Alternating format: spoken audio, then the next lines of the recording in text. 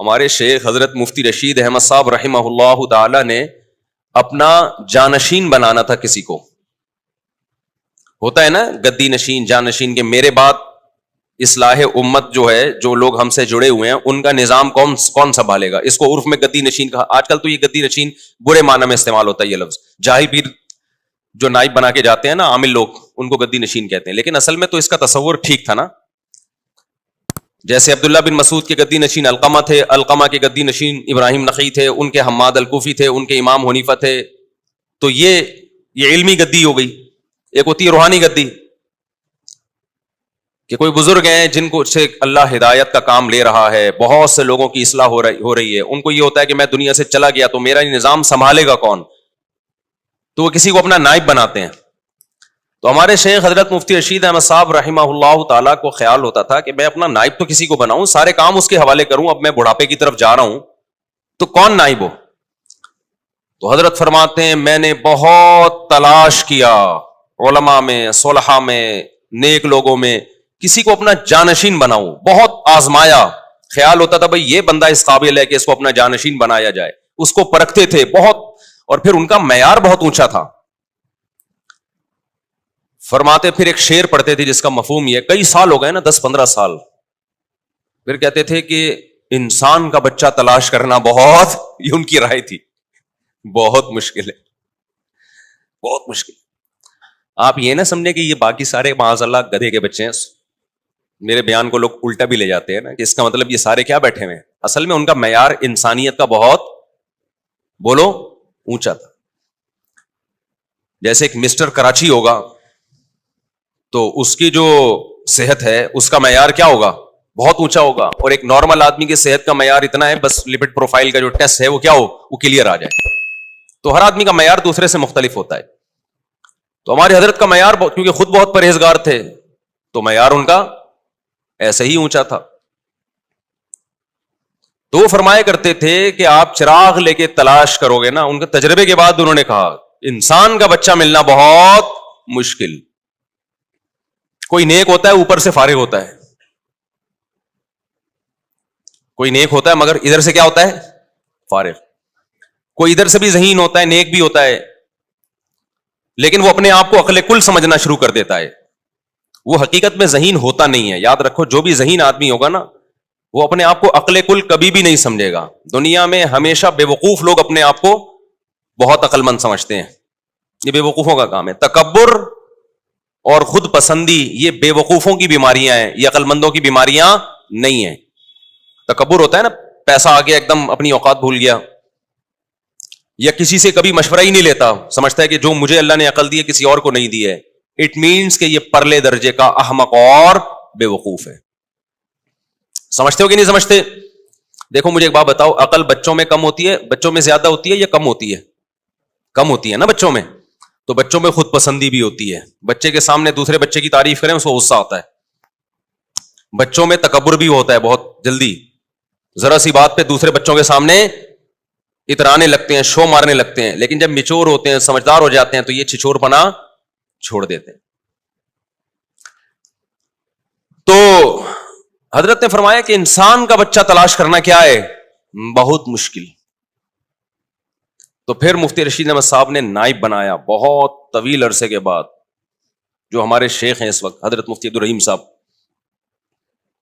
اور پھر ان پہ ایک پوری ایک کتابچہ لکھا کہ ان کو جو میں نے نائب بنایا ہے, میں نے ایسے ایسے طریقوں سے ان کو آزمایا ہے کہ خانقاہوں میں اس آزمائش کا تصور بھی نہیں کوئی کر سکتا. سمجھتے ہو کہ نہیں سمجھتے ہو؟ ایسے طریقوں سے ان کو آزمایا ہے.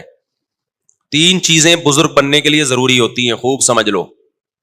یہ جو آج کل ہر پاگل سے پاگل بزرگ بنا پھر رہا ہے نا, پھونکوں والا اور چڑیلوں والا, اٹ از ناٹ بزرگ. نیک بننے کے لیے بزرگ نیک ایک ہی چیز ہے. بزرگ کوئی الگ سی اخلائی مخلوق نہیں ہوتی. 3 چیزیں باطنی صفات. ظاہری طور پر تو ہر گناہ سے بچنا ضروری ہے, یہ میرا ٹاپک نہ رہ جائے کہیں, وہ میں پھر اس پہ رپورٹ بعد میں پیش کروں گا. ابھی تو ہم دوبارہ شیطان کی طرف آ رہے ہیں. ایک حب جاہ نہ ہو. حب جاہ کا مطلب شہرت کا بھوکا, بڑا بننے کا شوق, ہر جگہ یہ کہ میری ٹانگ اونچی رہے, جس میں یہ ہے وہ انسان کا بچہ ہی نہیں ہے. وہ اس کے اندر جراثیم کون سے والے ہیں؟ شیطان والے. نمبر 2، حب مال نہ ہو، پیسوں کا بھوکا نہ ہو. بعض لوگ پیسے کے بھوکے نہیں ہوتے، شہرت اور عزت کے بہت بھوکے ہوتے ہیں. بعض عزت اور شہرت کے بھوکے نہیں ہوتے، پیسوں کے لالچی ہوتے ہیں. وہ عزت بیچ کے پیسہ کماتے ہیں، کہتے ہیں عزت جائے پیسہ نہ جائے. یہ بھی بہت بڑی بیماری ہے. اور تیسری چیز ہے حب باہ، ٹھرکی، عورت کے ٹھرکی. سمجھتے ہو کہ نہیں سمجھتے؟ یہ 3 قسم کی ٹھڑک مارکیٹ میں بہت چل رہی ہے. عورت کی ٹھڑک کیا ہوتی ہے؟ بندے کا فون آیا 2 منٹ میں نمٹا دیا. کسی خاتون کا فون آیا، ذرا آواز اچھی ہے، فون پہ چپک گیا. اور یہ ان لوگوں میں خطرہ زیادہ ہوتا ہے جو مشہور ہوتے ہیں، کیونکہ ان سے عورتوں کا واسطہ بہت ہوتا ہے. عام آدمی کو اتنا واسطہ نہیں پڑتا. تو ایسے مذہبی اسکالرز بھی ہیں کہ انٹی کو سمجھاتے سمجھاتے اس کے گھر تک پہنچ گئے. بہت ہیں. کچھ تو ایسے ہوتے ہیں کہ ہوتے نیک ہیں لیکن عورت کے فتنے میں آ کے بگڑ جاتے ہیں. کچھ ہوتے ہی فراڈی ہیں شروع سے. بعض دفعہ بندہ نیک ہوتا ہے لیکن وہ عورت کے فتنے میں پڑ کے برباد کر دیتا ہے اپنے آپ کو. ایسے لوگ بھی ہیں. اور کچھ ہوتے ہی 2 نمبر ہیں شروع سے ہی. تو جو ان چیزوں سے بچ گیا تو تصوف کی اصطلاح میں کہا جاتا ہے کہ اس میں حب باہ بولو نہیں. ایک ہوتا ہے قوت باہ، ایک ہوتی ہے حب باہ. دونوں میں کیا ہے؟ اب کیا ہو گیا؟ فرق ہے. قوت باہ تو مردانگی کو بولتے ہیں، وہ تو پیغمبروں میں بہت ہوتی ہے. ایک پیغمبر میں 40 مردوں کے برابر قوت ہوتی ہے. تو یہ تو مرد کی مردانگی ہے. ایک ہے حب باہ، ہوس. اندر کچھ بھی نہیں ہے، گٹکے کھا کھا کے تباہ ہو گیا ہے. ٹھڑک اتنی ہے کہ انٹی ایک گلی کے ایک کونے سے گھسے گی نا تو جب تک اس کو دوسرے کونے سے نکال نہیں دیتا نظر نہیں جھکے گی اس کی. آپ دیکھ لو کراچی کے گٹکے والوں کو. صحت کا یہ عالم ہوگا کہ قمیض اتاریں تو پوری پسلیاں آپ گن سکتے ہیں باہر سے. ایکس رے رپورٹ کی ضرورت ہی نہیں ہے. الٹرا ساؤنڈ کے لیے کہ ڈاکٹر نے بولا ضرورت نہیں ہے، یہاں سے پتا نظر آ رہا ہے ہمیں. ٹھیک ہے نا. گٹکوں کا دیکھو، کوئی نیچرلی اگر کوئی لڑکا باریک ہے نا تو اس پہ طنز مت سمجھو، کیونکہ یہ تو اللہ کی بنائی ہوئی وہ ہے. کچھ باریک ہوتے ہیں، کچھ کیا ہوتے ہیں. میں تو گٹکا نہیں کھاتا تھا لیکن میں بہت باریک تھا. یہ تو میں 2013 میں تھوڑا سا موٹا ہوا ہوں. شادیوں کی برکت کہہ لو یا کیا کہہ لو، واللہ عالم. ان کو پتا ہے میں کتنا باریک سا ہوتا تھا.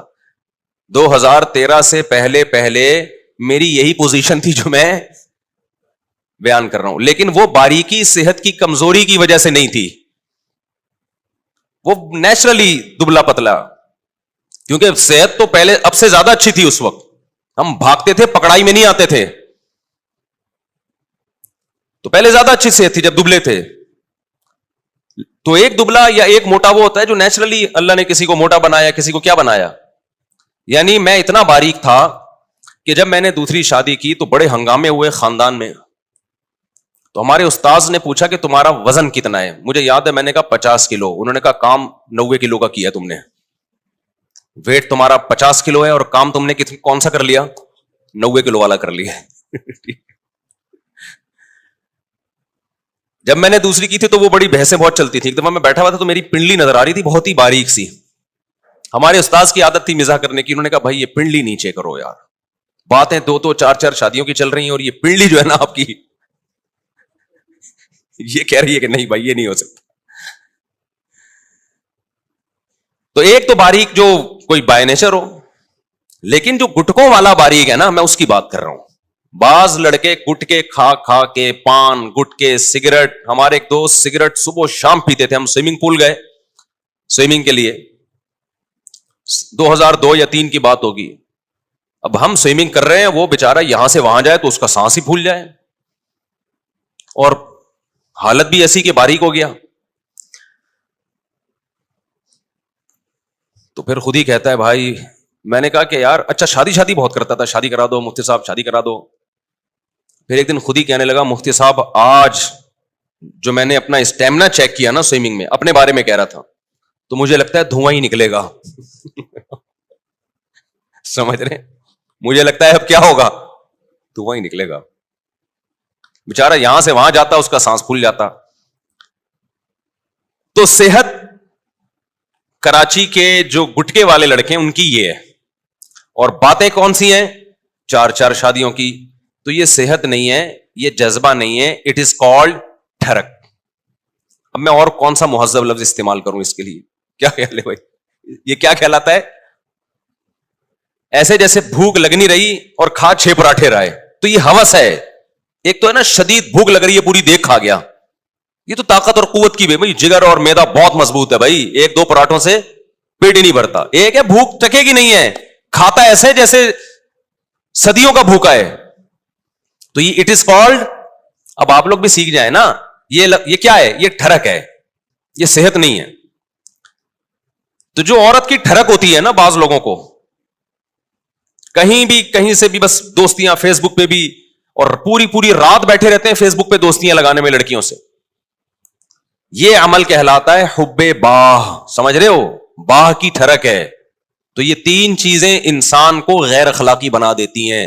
شہرت کی بھوک کا بھوکا ہو, پیسوں کا لالچی ہو, عورت کا ٹھرکی ہو, فرق ہی نہیں کرتا کہ ہر جگہ اسی میں لگا رہتا ہے بس. تو یہ بعض دفعہ کسی میں 3 بیماریاں ہوتی ہیں, بعض دفعہ 2 بیماریاں ہوتی ہیں, بعض دفعہ ایک ہی بڑی خطرناک ہوتی ہے. تو شیطان جو تھا نا, شیطان, اس میں نہ مال کی محبت تھی نہ عورت کی ٹھرک تھی, اس میں ایک ہی بیماری اتنی خطرناک تھی جو 2 کے قائم مقام ہے. وہ کیا ہے؟ حب جاہ, تکبر, کہ سب سے زیادہ عزت میری ہونی چاہیے. سمجھتے ہو کہ نہیں؟ اللہ کے دربار میں میں ہوں بھائی, میں سب سے زیادہ موسٹ امپورٹنٹ پرسن کون ہوں؟ اللہ کے لیے میں ہوں. یہ آدم کیوں آیا بعد میں؟ اس کو اتنا پروٹوکول کیوں دیا جا رہا ہے؟ تو یہ تصوف میں جس میں 3 چیزیں نہیں ہوں گی, یعنی شیخ کا خیال ہوتا ہے کہ یہ 3 چیزیں نہیں ہیں, تو ان کو سمجھا جاتا ہے کہ یہ کیا ہے؟ یہ نیک آدمی ہے. ہمارے ہاں آج کل نیک کی ڈیفینیشن یہ رہی نہیں ہے. ہمارے یہاں نیک کی ڈیفینیشن تو جھاڑ پھونک اور پھونکو والا اور جن چڑیل بھوت بھگانا, اور بہت زیادہ دیکھ لیا تو کوئی بہت عبادت کر رہا ہے. عبادت بھی اس کا ایک حصہ ہے, لیکن آپ عبادت بہت کر رہے ہو اور دنیا کی محبت کے گٹر ابل رہے ہیں آپ کے دل میں. مال کی محبت ہے, دنیا کی محبت کے گٹر جب ابلتے ہیں تو مال کی محبت پیدا ہوتی ہے اور جاہ کی محبت. ان 2 چیزوں کا مجموعہ دنیا کی محبت کہلاتا ہے. یعنی حب مال, حب جاہ اور حب باہ, یہ 3 چیزوں کا مجموعہ کو ہم ان شارٹ کیا کہتے ہیں؟ حب دنیا, دنیا کی محبت. حالانکہ مسافر خانہ ہے, اس سے کیوں اتنی محبت کر رہے ہو بھائی, کیوں لفٹ کرا رہے ہو اس کو اتنا؟ تو یہ 3 چیزیں جس میں ہوتی ہیں وہ اللہ کی نظر میں اچھا نہیں ہے. بعض میں 2 ہوتی ہیں, بعض میں ایک ہی بہت خطرناک ہوتی ہے.